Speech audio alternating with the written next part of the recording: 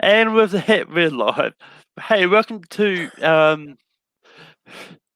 our review of Lit. Chronicles 2. Um, as well as I've announced so many things lately, but yeah, no. We decided to do a video talking about Chronicles 2 because I mean, as you may or may not know, Matt is a big fan of Kurt Russell, and Kurt Russell's into his just a little bit, but but Matt, how are you feeling? How am I feeling? Betrayed by statements that were made by Malcolm right before he went live. God, man, what is your taste? That's all I gotta say. Number one, how dare you? No, I'm feeling good. I'm excited to talk about this movie, of which I have I got thoughts. I got a couple of thoughts. There's a reason why I reached out to Malcolm to do this. Um, but yeah, so I haven't done a review in ages, so I don't really know where to start. But I've I never think, done a review on this channel that's like this, so so I think best to we're start. winging it. Best to start, Matt. What are your overall thoughts about the movie? We'll get into sort of specific things later. So my overall thoughts of Christmas Chronicles 2 was I thought it was fine. I thought it had some cool elements. I definitely liked the addition of Goldie Hawn as Mrs. Claus, and in the first movie she was really just a cameo. Here she was a full-on character. It was cool to see this universe's depiction of what the North Pole is. I thought that was cool. But ultimately, I think the movie lacked the heart of the first one. I thought the first one definitely had a lot more heart to it. I thought it had a little bit more adventure. Having said that, there is heart, and there is a scene that I like that has to do with heart, but I just it felt, I don't know what they're trying to. It just felt a touch tacked on. So yeah, it was fine as my overall review. Um, yeah, I actually thought the opposite. I actually really loved this this sequel. I think it's so I actually prefer this slightly better than the original one. Oh, okay. I mean, they're both really similar when it comes to sort of rating wise. I think I gave the first one 4 stars. Like this is 4.5, so it's still relatively close. Like that with ratings. But Mhm. I just really enjoyed this a little bit more because I think it had that little bit more adventure for me. And um, I mean, I also really enjoyed that scene. I kind of wish they explained it. Like my one main gripe is that, and It just comes out of so nowhere. It just comes out of nowhere. Like I feel like the if that was going to be the emotional hook of the movie, which I mean, I guess we'll announce spoilers. Well, right now we're yeah, doing yeah, spoiler free, and then right after we finish this, we'll go into spoilers. I feel like they could have. I just if that was going to be the emotional hook, it should have been set up way more than just like literally out of nowhere it gets thrown in, and yeah, but we'll get more into that in spoilers, I guess. yeah. I mean, it's yeah. There's not much I can say about why I Yeah, without because so essentially so Malcolm really liked it more than the second, well, more than the first one, more than the second. He liked the second one more than the second one. He liked it for the first one. I personally like the first one more than the second one, although I think the second one is fine. All right, so now it's spoiler central. If you have not seen Christmas Chronicles 2 and you care about spoilers, stop watching. All right, yeah. go, Malcolm. Yeah. So Kurt Russell dies. No. I mean, might as well start with that scene. Um, so What? there's a scene where this Kate. Belsnickel Oh, well, yeah, yeah, Belschnickel. I thought, okay, I see. Belsnickel Sorry. sends Slade back in time To a 1990. to 1990 and there's a whole scene where they go through the airport in Boston, was it? Yeah, Boston. They go through the Yep. airport at Boston, and Kate gets, which I thought was kind of funny, that she gets arrested because they think her money is fake because it's a 2020 bill. I was like, all right, that's pretty clever. But and then she meets a kid, this random child who helps her escape. And I have to say, the minute I saw that they were in Boston was 1990, I started doing the math in my head, and I was like, oh, okay. She's gonna meet her dad when he was a teenager. Because I'm like, well, if the mom's in her 40s, I'm just assuming the mom's in her 40s, then her and the dad were the same age, so he's probably a teenager. All right, and then lo and behold, what was it? Yeah. Yeah. So I didn't have a problem with the scene. I thought the scene was great. I mean, the one thing that I do wish they'd explain a little bit more is how Santa Clay can go back in time in the first place, because it just kind of happened that Belsnickel did something that sent them back in time, which Well, I no, Belschnickel created the time traveling device, and he throws it onto the sleigh. Because remember, oh that's that what they need the AAA batteries for, to fix it. Because remember, Santa's like, only Belschnickel would create a time machine that runs on AAA batteries. It was yeah Belschnickel. And then when they got the AAAs, they were able to use that to. Yeah, it wasn't something Santa did, it was something Belschnickel did. yeah. I mean, it was one of those ones that, but like even then, it wasn't. I felt it wasn't explained as well as how it really It just kind worked. of But happened. It just kind of was yeah, like, we want her to have this moment with her dad, so we needed to go back in time. Belschnickel has a fucking time machine. Boom. but Yeah. I mean, with that being said, I actually really enjoyed the scene. Like, I was actually in tears, and this was it was just really emotional. It was just a really great scene. And her dad, her young dad, was actually played by I just had to look it up. Sonny Sullick, who was in The House with a Clock in Its Walls, mid-90s, and some smaller movies like that. Yeah. And I think um it it was really good just No, seeing that. I thought he was good. I like the moment when she hugs him and he's like, what is this? Like I thought that was really, really funny and clever. I think for me, it didn't work as much as I wanted to because I felt like I just I felt like the beginning of the movie didn't set up the the arcs for the two main characters very well. Like I felt like, is it, what's his name? What's the new kid's name? I know it's Kate and Teddy are the original main characters, but Teddy's nothing in this movie. What's the other kid's name? Oh um, my god. Something with a T as well, I feel like. Jack. Jack. Jack. Okay. I feel like they just didn't set up those storylines enough. Like, honestly, going off of the first movie, if either one of the characters between Kate and Teddy were going to be upset about the mom having a new boyfriend who might become their new stepdad, it would have been Teddy.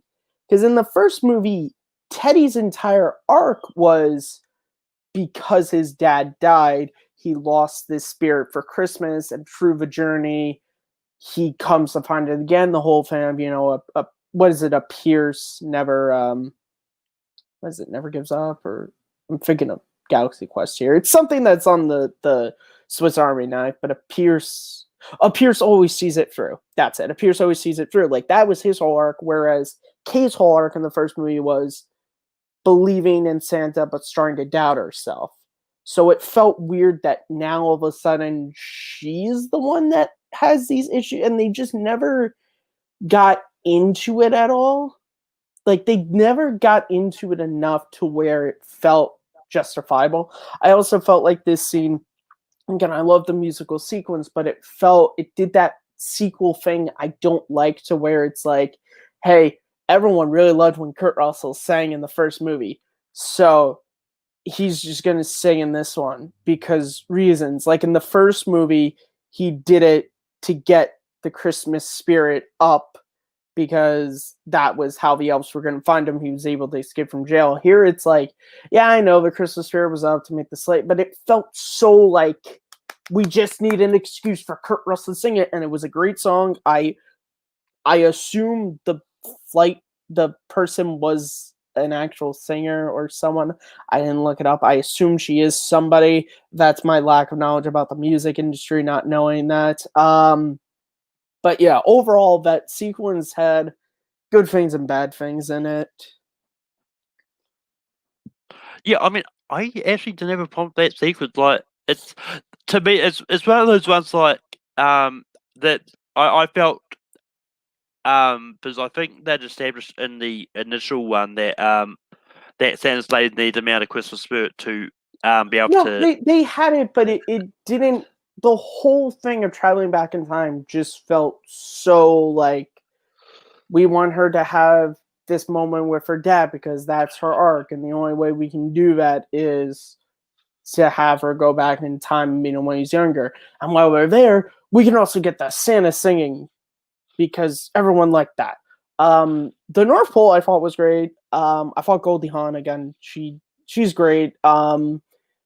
I do have to say I liked the dinner scene. I thought that was such a brilliant thing that I never thought about. Because if you ever watch any, like me and Malcolm watch a lot of Christmas movies, you always, whenever they show Santa's workshop, like it's always like cocoa and cookies and like all these things, and you're always like, there any celery or anything? And I thought it was so brilliant that in this movie they had it be that Mrs. Claus like devise recipes to where everything looks like cakes and cookies, like broccoli and all that. I thought that was such a brilliant thing to sort of explain why Yeah, like Santa's never like eating broccoli ever. Like I thought that was really smart. yeah, yeah. I mean, the scene I thought was great. It's just one of those ones like just look at the North Pole in general. I think was just amazing. Yeah, I like the movie marquee, how like it's playing Elf, and then when they turn evil, it's playing Bad Santa. I thought that was really a funny, clever joke. Um, I mean, I'm not gonna lie, obviously, I did not notice that. oh, you I'll didn't? be like, Yeah, no, no. I did. The marquee, it's playing Elf, and then it's playing Bad Santa, and then they switch it back. Um, Obviously, I still love Kurt Russell. I think his depiction of Santa Claus is very different. Like, I mean, everyone's always when the first one came out was like he's badass Santa, and he still is. Like his first scene is chasing after that like that jungle, that like mountain lion, and Yeah, he's a badass, and he still is in this one. Obviously, he still has the charm that Kurt Russell just has. And again, I think pairing him with Goldie Hawn, I sound like they fucking were two random actors. They just I mean, they've been fucking together since the 80s. I mean, they're technically married by common law at this point, but like, yeah, they're so sweet. Obviously, Overboard is my favorite romantic comedy, so like seeing them, it's always great. And yeah, like I said, I think this movie series has such a different way to look at Santa North Pole. Like, I like the Christmas star on the tree in this is actually getting its power from the Star yeah, of Bethlehem. Like I thought that was really cool, and how like that's how Santa Claus stays the way he does, and that's how everything's protected. I thought that was really thought that was cool and smart. Belschnickel was interesting, and I have to say I did not guess what his story was until they literally read us the story of what it is. Um, yeah, I thought his whole thing was pretty funny. And the elves are still, I don't know, there's something about these elves in these movies that both delight me but also creep me out. I don't know what it is.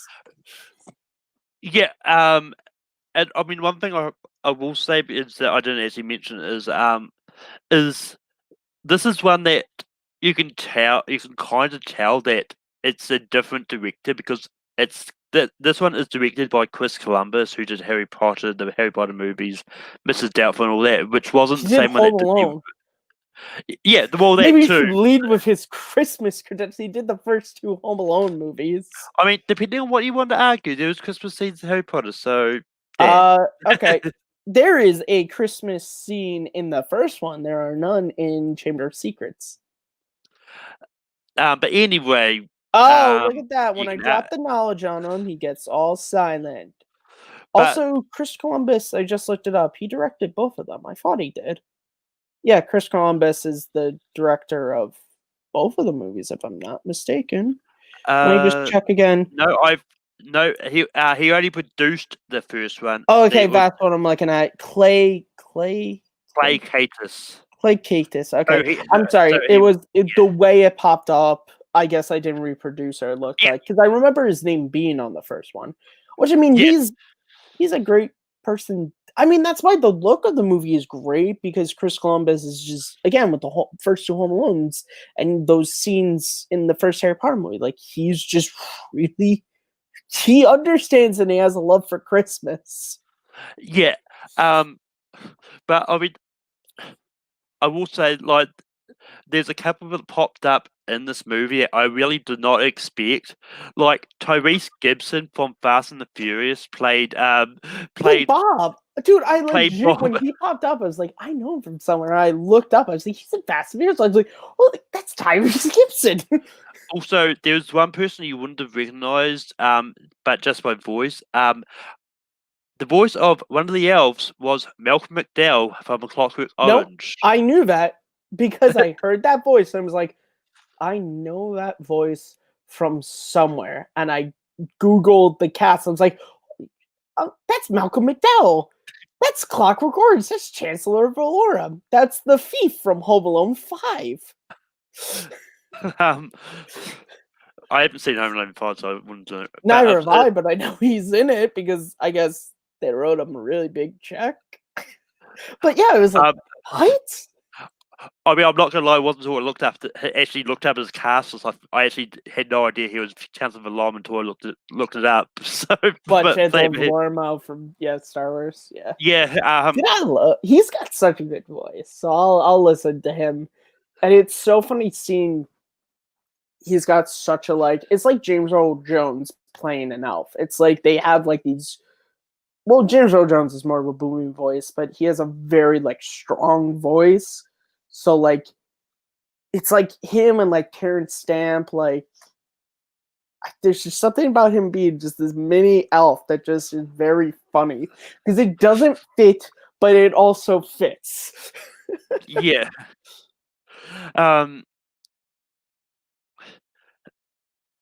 But yeah, I mean the Jot way down Terrence Stamp should be an elf in the next movie if he's still alive. Is Terrence Stamp still alive? I think so. But anyway, It's a but great this is question. one Oh that yeah, he's still alive. He's still alive. yeah. Okay. Then what's he not doing as an elf yet? Anyone in Hollywood? But with that, to keep back on track here, but I think this one served as a kind of a good conclusion to Kate's sort of story arc from the first one, which is why because I think they kind of established Kate going all the way around.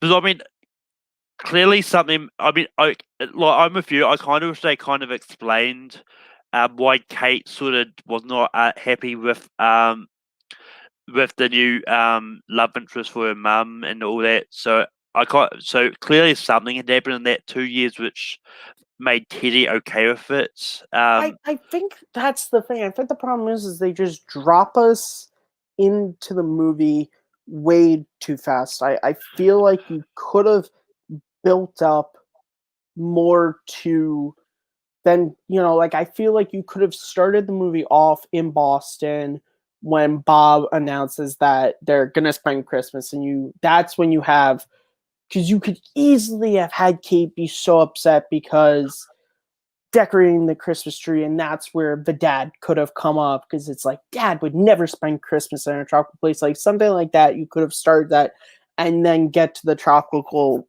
thing and all that. Like I just feel like we get dropped, and you even could have had with Jackstar, you could have had, wait, Dad, does that mean we have to go on an airplane? Because I don't do well with claustrophobic settings like an airplane. Like you could have just done so much more if you just had like a beginning bit where instead of just like, hey, they're on this trip and she hates Bob. So Yeah.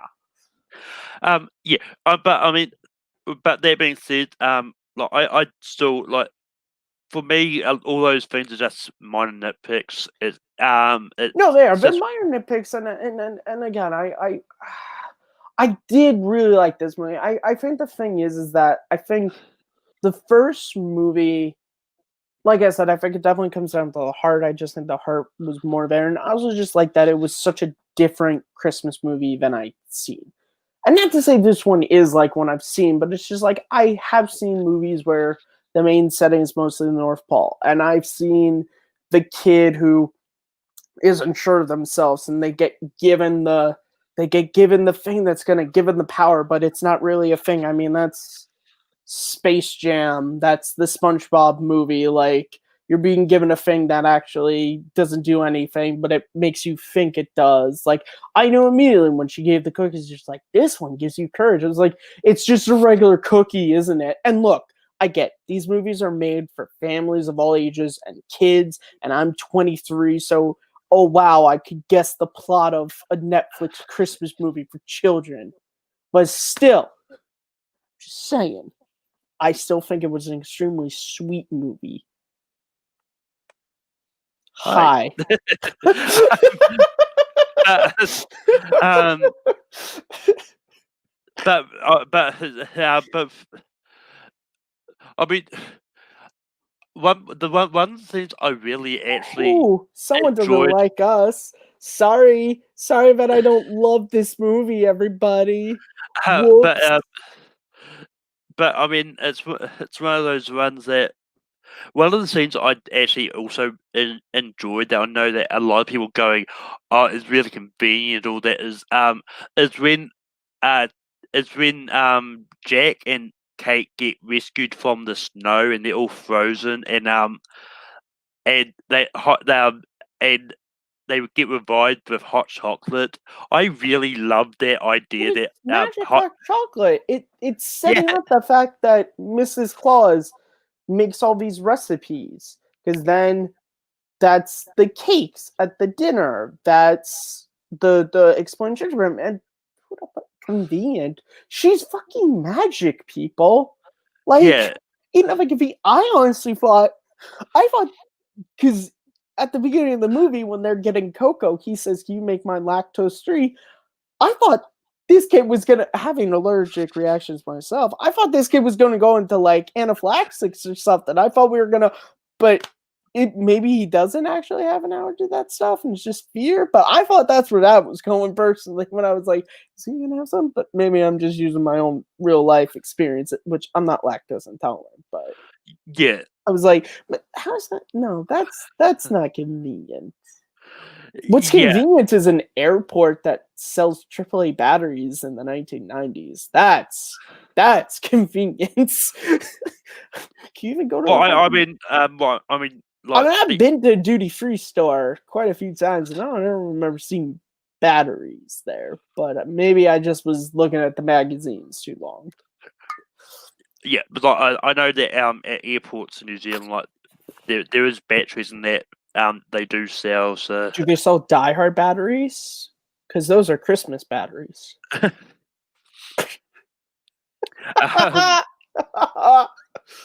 Now I have a machine gun. Ho ho ho. but yeah, I mean, the one thing I'd probably like when I first heard that Christmas Chronicles 2 was being made, I my first initial thought was that like even though like Santa and Mrs. Claus will be the main focus, obviously, I kind of thought that it was going to involve a different set of kids. But I'm not that I'm saying I'm unhappy with what we got because what we got I really enjoyed. I do kind of wish that see what would happen if it was a different set of kids having an adventure. Then at the end of it, they discover something about themselves that they didn't. Um, but No, I agree. I went. Excuse me. When it was first announced,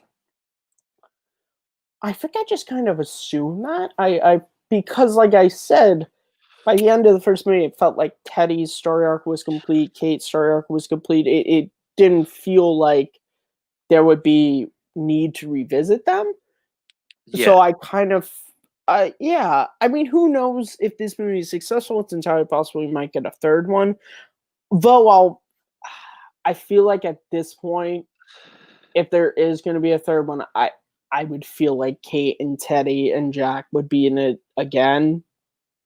Like if it would, like it'd be weird for it to be about the Pierces and then just randomly like they're not there.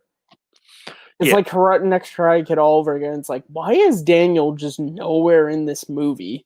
The whole Yeah. three movies were about him.